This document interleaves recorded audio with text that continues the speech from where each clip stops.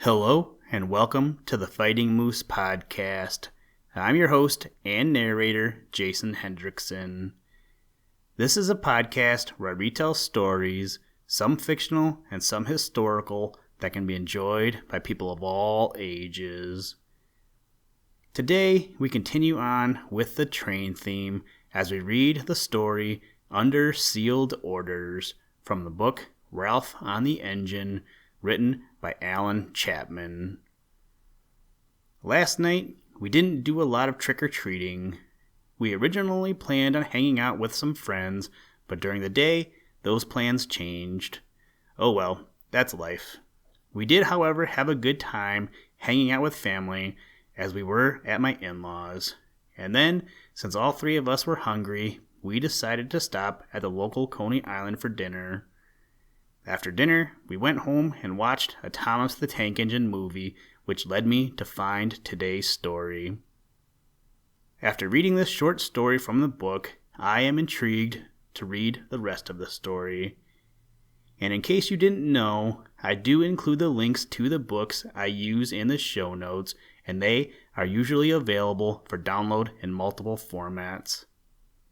I haven't downloaded any of the books to my tablet or phone, so I don't really know how they format, as I usually just use my laptop when I read them. As of today, Gutenberg.org, the website I use to source the stories, states that there are over 60,000 free ebooks on their website. That's a lot of books. Hopefully you can find one or two that you like.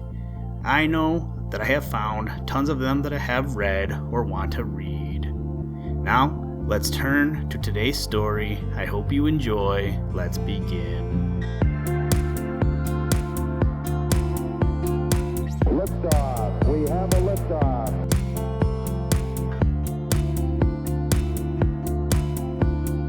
We choose to go to the moon in this decade and do the other things, not because they are easy, but because they are hard.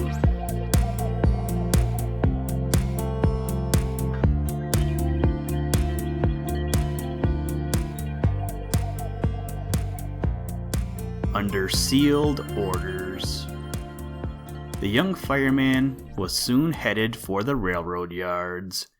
A good many people were bound hurriedly in the same direction, for the explosion had aroused the town. As he neared the place, he could hear considerable shouting. He came to the tracks at a point where there was a switch shanty. The man on duty looked worried and scared. "What is the trouble?" inquired Ralph. "The strikers have blown up a freight car with dynamite," replied the flagman. "They have threatened me, old and feeble as I am. I'm afraid I'll have to lay off till this trouble is over." In the distance, Ralph saw the mere skeleton of a freight car. It was in flames, and a number of men were pushing other cars from its vicinity to prevent them from catching on fire. A man tapped him on the shoulder. Turning, Ralph recognized one of the strikers. "See here, Fairbanks," he said. "I'm of the decent sort, as you know, but I think our position is right." "Does that look like it?" demanded the young fireman, pointing to the burning car. "I'm not responsible for that," said the man, "and I can't prevent the hot-headed ones from violence. I know you won't join us, but I'm just friendly enough to give you a warning. Don't go on duty today." "I certainly shall if I am needed," replied Ralph. "Your union is in bad hands and can't last." The man shrugged his shoulders, and Ralph passed on his way. A piece of coal came whizzing through the air a few minutes later from the vicinity of a crowd of loiterers. It knocked off the young fireman's cap. He picked it up and walked slowly on. When he came to the Roundhouse, he found the doors shut. Most of the windows in the place were broken in. Several target rods nearby lay on the ground, and at a glance, Ralph saw that considerable damage had been wrought during the night. "There must be a crisis soon," he said, and went to the Roundhouse door. Before he was admitted, several stones rained about him, thrown from behind a pile of ties. Inside, Ralph found Griscom and several others among the old engineers and firemen. All hands looked serious, the foreman particularly so. "Glad you came," said Forgan. "There's bad trouble brewing. The strike has reached the danger point. We can't run any regulars from the depot and won't try today, but the limited mail must go to Terminus. Griscom is ready for the run. Are you?" "The regular engineer and fireman say they won't risk their lives." "I don't see the train anywhere," observed Ralph. "There is to be no regular train, only one postal and one express car. They will be back down here in half an hour from the limits. Here is a wire for you. Came early this morning." With some surprise, Ralph read a brief telegram. It came from the headquarters of the Great Northern in the city, was signed by the president of the road, and read, "Come to my office immediately on reaching Terminus." Ralph showed this to Griscom. The situation was discussed by the men in the Roundhouse, and the time passed by until a sharp whistle announced the arrival of the limited mail. As Griscom and Ralph went outside to relieve those temporarily in charge of the locomotive, they were pelted from several points with pieces of dirt, iron, and coal. A crowd surged up to the engine. Then a startling thing occurred that dispersed them more quickly than they had gathered. As if by magic, there appeared on the platforms of the two coaches fully a dozen guards armed with rifles. The train now proceeded on its way without molestation. At the limits, the guards left it to protect other railroad property. The only trouble experienced during the run was between Afton and Dover, when some missiles were thrown and 2 switches found spiked. When they reached the city, Ralph tidied up and went to see the president of the road. Mr. Grant received him with a pleasant smile, beckoned him to a comfortable seat, and, closing the door of his private office, said, "Fairbanks, we think a good deal of you, and I know you deserve that favorable opinion.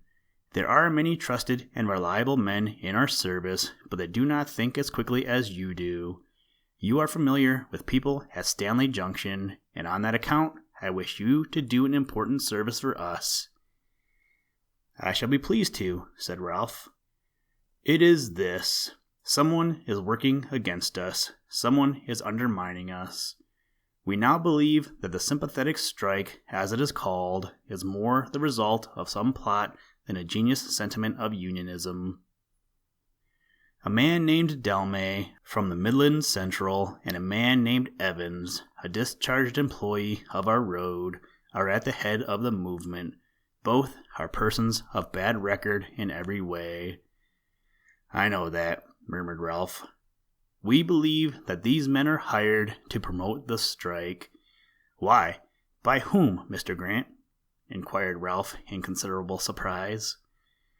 "That we wish you to find out. All we suspect is that some outside party is inciting them to the strike to carry out some selfish personal ends.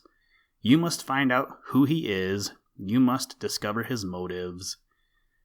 Ralph was perplexed. He could not understand the situation at all.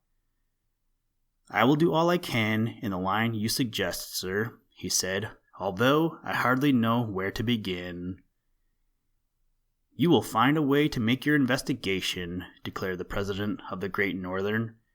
"I rely a great deal upon your ability, already displayed, in ferreting out mysteries, and on your good, solid common sense in going to work cautiously and intelligently on a proposition.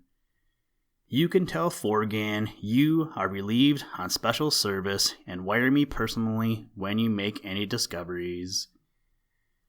Ralph arose to leave the room. "Wait a moment," continued Mr. Grant, taking up an envelope. "I wish you to hand this to Griscom. The limited mail will not make any return trip tonight. Instead, a special will be ready for you. You need mention this to no one. That envelope contains sealed orders and is not to be opened until you start on your trip. The superintendent of the road will see you leave and will give you all further instructions needed. There was a certain air of mystery to this situation that perplexed Ralph. He reported to Griscom, who took the letter with a curious smile.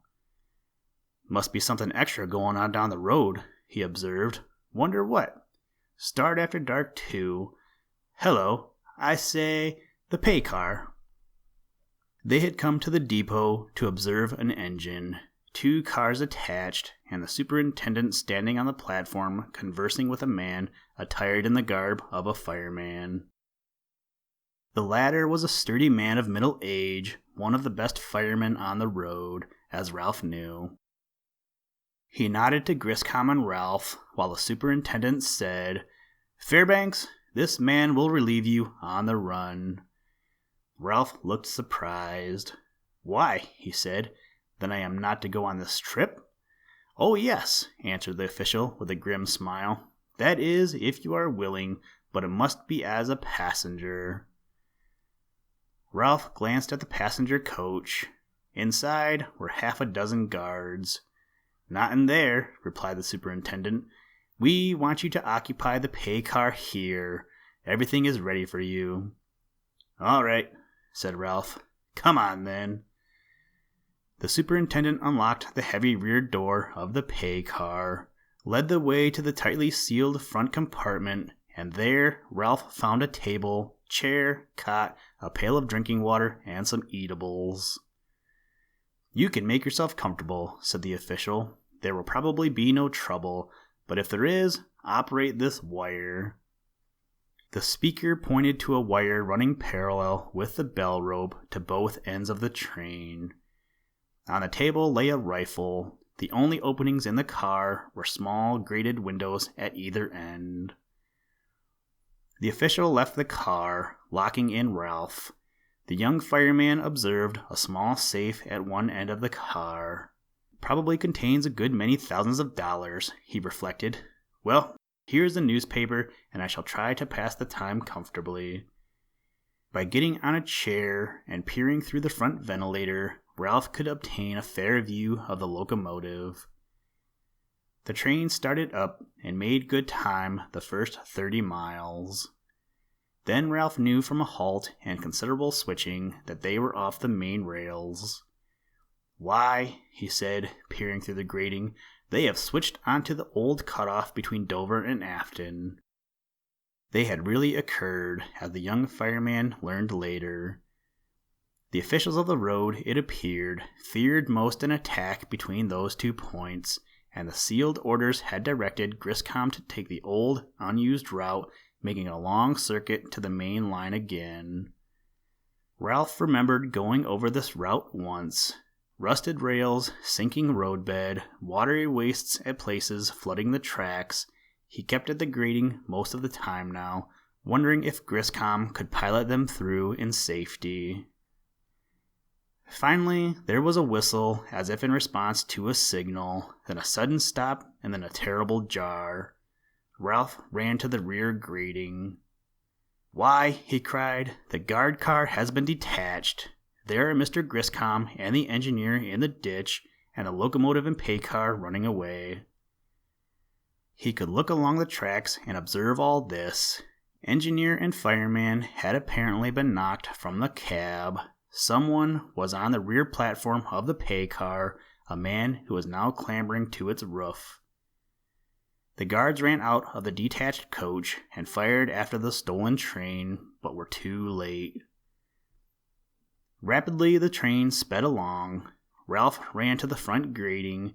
The locomotive was in strange hands, and the tender crowded with strange men. "It's a plain case," said Ralph. "These men have succeeded in stealing the pay car, and that little safe in the corner is what they are after." The train ran on through a desolate waste, then crossed a trestle built over a swampy stretch of land. At its center there was a jog, a rattle, the tracks gave way, and almost with a crash the train came to a halt. It took some time to get righted again, and the train proceeded very slowly. Ralph had done a good deal of thinking. He knew that soon the robbers would reach some spot where they would attack the pay car. I must defeat their purpose, he said to himself. I can't let myself out, but the safe, a good idea. Ralph settled upon a plan of action. He was busily engaged during the next half hour. When the train came to a final stop, there was an active scene about it. Half a dozen men, securing tools from the locomotive, started to break in the door of the pay car. In this, they soon succeeded. They went inside. The safe was the object of all their plotting and planning, but the safe was gone, and Ralph Fairbanks was nowhere in the pay car. Listen, Tranquility Base here. The Eagle has landed. That's one small step for man, one giant leap for mankind.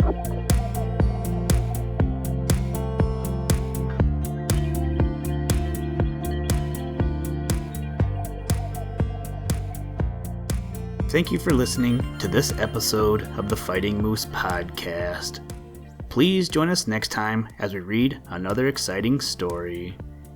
Today's music was provided by the artist Analog by Nature, and the audio clips were provided from NASA. For more information to download and or listen to audio or materials from all our recordings, or to contact us, please visit www.thefightingmoose.com, or you can follow the links in the show notes. If you enjoy the podcast, please leave us a review wherever you get your podcast or on iTunes, and tell a friend. Thank you for your patronage, and as always, try and do a random act of kindness every day. Mission complete, Houston. After serving the world for over 30 years, the space shuttle turned its place in history and has come to a final stop.